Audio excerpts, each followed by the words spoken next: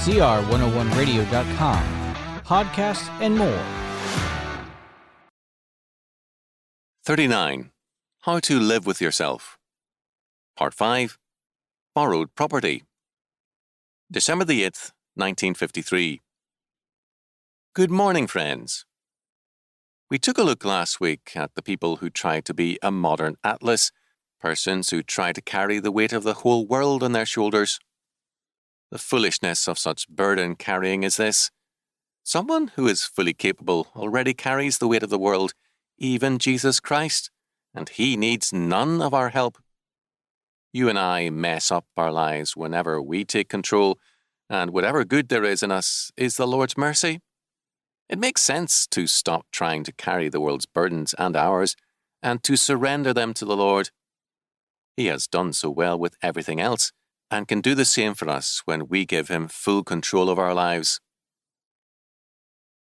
This morning, as we continue this discussion of how to live with ourselves, let's continue this matter of borrowed property.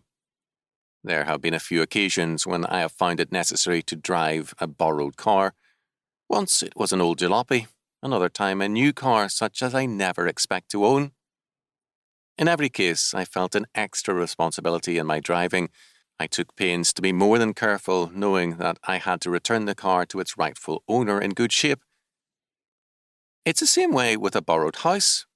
We treat the dishes with extra care, give the house a very careful cleaning, buy a present or two so that we can turn the place back to its owner with thanks and in better than usual condition. If anything goes wrong with the borrowed house, we feel fearfully responsible. I remember that 2 years ago, when my wife was staying in someone else's beautiful and newly papered home, our little Sharon took a Crayola and went all around the living room walls with it.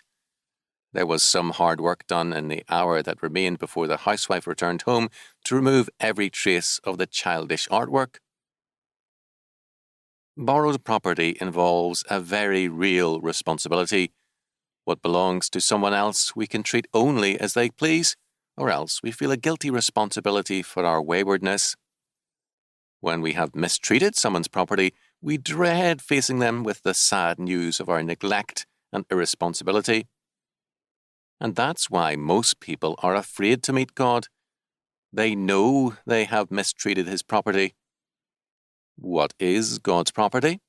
Well, it's your life and mine, our bodies, minds and souls. He lent them to us. He's going to take them back someday, and we know that we have abused his property.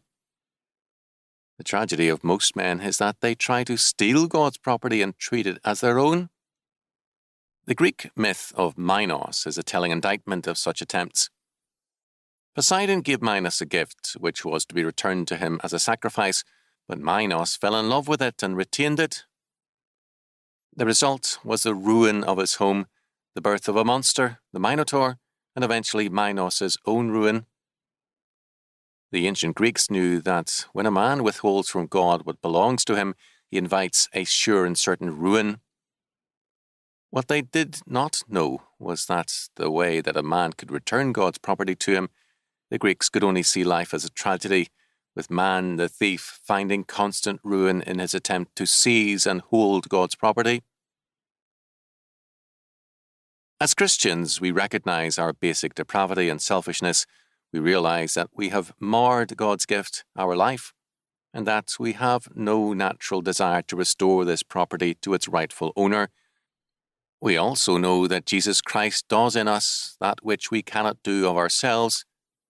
We therefore ask him to come in and do the house cleaning, so that when the Lord of the house returns, we can return him his property in approved condition. And day by day, we treat our lives with care and respect, knowing that they are not our own and that we are responsible for them. Moreover, we know from our Lord's teaching that he expects a return on his investment.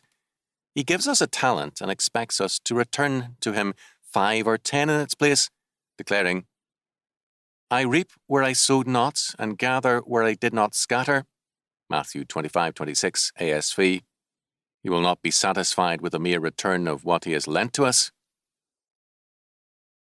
It's easy to see from all this that the Lord demands a higher rate of interest than anyone else.